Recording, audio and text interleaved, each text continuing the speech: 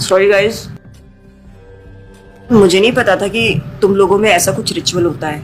हाँ, प्रे तो करना चाहिए। हम हमेशा खाने से पहले अल्लाह ताला से प्रे करते हैं। यस, रिचुअल नहीं स्पिरिचुअल। हम ही पहले भगवान को भोग ऑफर करते हैं और उसके बाद प्रे करके खाते हैं। लेकिन तुम्हारा भगवान यहाँ आके कैसे खा सकता है? जैसे वो तुम्हारी दुआ कानों से सुन सकता है, वो वैसे ही यहाँ पर आके खा भी सकता है। भगवान का फॉर्म पर्सनल है। अगर वो कानों से सुन सकते हैं तो मुंह से आके खा भी सकते हैं। उनके कान और मुंह दोनों है। शालिनी, तुम प्रे नहीं करती खाना खाने से पहले? नहीं, लेकिन मेरे चाचा ने एक बार कहा था कि हमको वो गॉड ऑफ फूड को और फार्मर्स को थैंक यू बोलना चाहिए। You mean Annapurna Devi? What? God of food. Yes, हमें उन्हें थैंक करना चाहिए और साथ में फार्मर्स को भी। But I believe in watering the roots. देखो, हम हमेशा क्रिएशन को तो अप्रिशिएट करते ही हैं, लेकिन हम क्रिएटर को ना अप्रिशिएट करना भूल जाते हैं। अभी सोचो, पानी ना हो, हवा ना हो, उपजाऊ मिट्टी या धरती माँ ना हो, तो फार्मर क्या कर लेगा? So I believe that we should be thanking the Creator, the Lord, who is providing us with all the basic necessities. Point. अब तुम किस किस को थैंक करेगा? वैसे भी तुम्हारे 33 करोड़ तो देवी देवता है। बताओ, किस किस को थैंक करेगा तुम? और शांति, तुम बताओ, तुम किस गॉड को मानता है? मैं ऐसे किसी गॉड को नहीं मानती, लेकिन I think Shiva is a big God.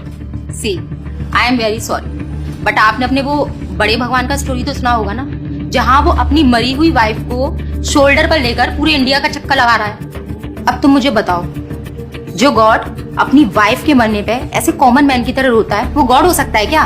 अच्छा, may be, I don't know much about this story, but he is very famous and north में तो राम जी भी बहुत फेमस है ना। उनका स्टोरी तो तुमको पता होगा ना, सबको पता है। उनकी वाइफ को रावण ले गया था।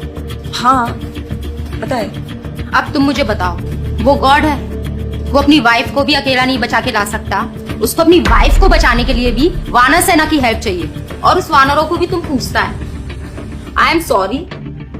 और गीता, तुम कृष्ण को मानती हो, और वो तो हर लड़की के साथ रासलीला करते रहते थे। ऐसा कैसा कैरेक्टर है गॉड का जिसे हर लड़की से प्यार हो जाता है? और वो खुद डर के अपना जन्मस्थान छोड़कर चले गए थे। गॉड को कभी डर लगता है क्या? और जिसे खुद डर लग रहा है, वो तुम लोगों की हेल्प कैसे करेगा? शिट यार, this is so complicated and confusing. It is confusing because you are following the wrong path. It is very beautiful and sacred. I will show you the right path. Enough, Asifa. I know what you're trying to do. And Shalini, कुछ भी confusing नहीं है। You know what the problem is कि तुझे पता ही नहीं है, क्योंकि तूने आज तक शास्त्र ही नहीं पढ़े हैं। तो पता कैसे चलेगा कि क्या सही है और क्या गलत? जन्म कर्म च मे दिव्यम एवं योवेति तत्वतः त्यक्त्वा देहम पुनर्जन्म नैति मामेति सो अर्जुन। भगवान की लीलाओं को समझना इतना आसान नहीं है। उसके लिए शास्त्रों का अध्ययन करना पड़ता है, और वो भी एक प्रामाणिक गुरु के अंडर रह के उनकी शरण लेके। अब अगर तुमने शास्त्र पढ़े होते तो तुमको ये पता होता कि शिव जी ने जो इमोशंस उसमें दिखाए थे वो शोक नहीं, विरह था। विरह विरह दोनों सेम नहीं होते क्या? Let's start from the basics. शोक इज मटेरियल एंड विरह इज स्पिरिचुअल। शोक ना दुख की अनुभूति कराता है, whereas जो विरह है उसमें जो सेपरेशन की फीलिंग होती है ना, वो सुख का अनुभव कराती है।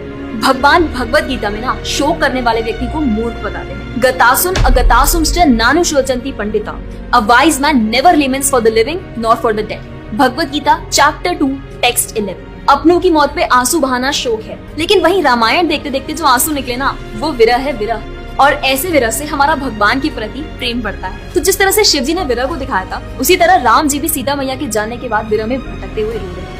और यही नहीं, सीता देवी इतनी प्योर है ना कि उन्हें राम जी के अलावा कोई टच भी नहीं कर सकता था। रावण जिनको लेके गया था वो छाया सीता देवी थी। असली सीता देवी तो अग्नि में समा गई थी, और वो अग्नि परीक्षा के वक्त बाहर आई थी। और आसिफा, तू क्या बोल रही थी? भगवान राम को अपनी पत्नी को बचाने के लिए वानरों की मदद लेनी पड़ी थी। I mean, God is all powerful, right? हाँ, I mean, वो अकेले भी तो मार सकते थे ना। यार शालिनी, अगर तूने कभी रामायण पढ़ी होती तो तुझे पता होता, जब खर और दूषण आए थे अपने 15,000 ऐसे दानवों के साथ जो इंसान को खा जाते थे, उन सब के साथ राम जी ने अकेले बिना किसी की हेल्प के उन सबके चिथड़े उड़ा दिए थे। अब ऐसे राम के लिए रावण को मारना मुश्किल है क्या? हाँ, लेकिन बाद में वानरों की हेल्प क्यों ली?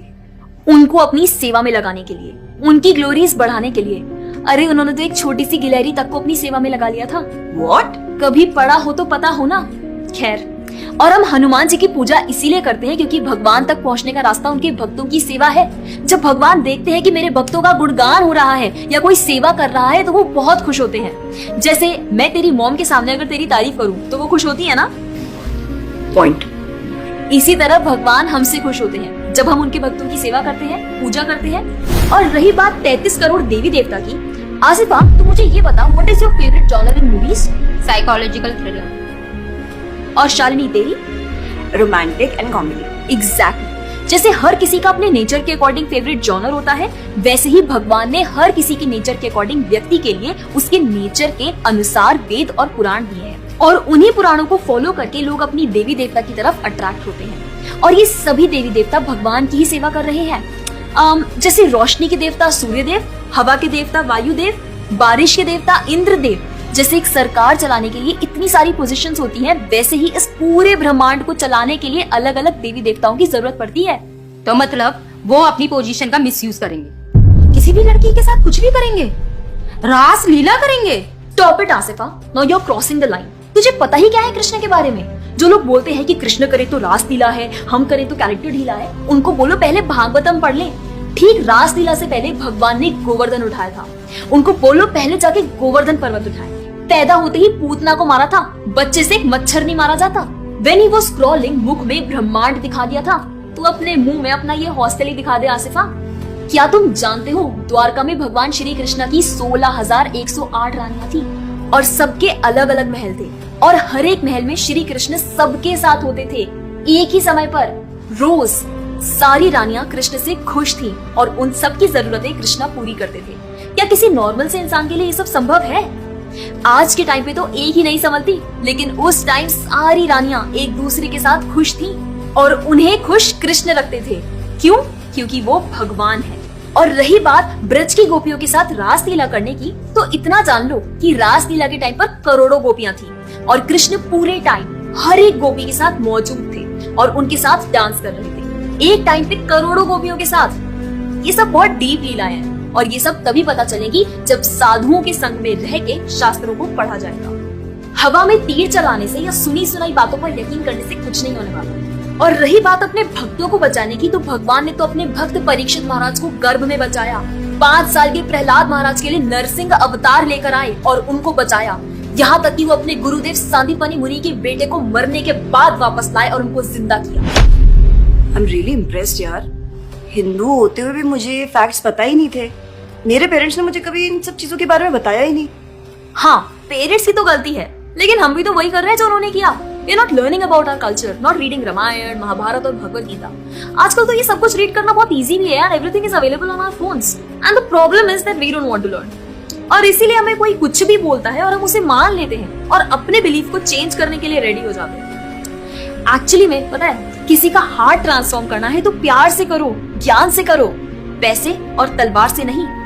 और अब बारी आपकी है। अगर आप भी चाहते हैं कि कोई एड़ा गेड़ा नत्थु गेड़ा अगर आपको कुछ भी ना बोल जाए, आपका बेवकूफ ना बनाए, तो जाइए और अपने कल्चर के बारे में जानिए, ग्रंथ पढ़िए और अपने बच्चों को भी पढ़ाइए। जाकर इस वीडियो को जितना हो सके उतना शेयर करिए ताकि कोई और लड़का या लड़की इसके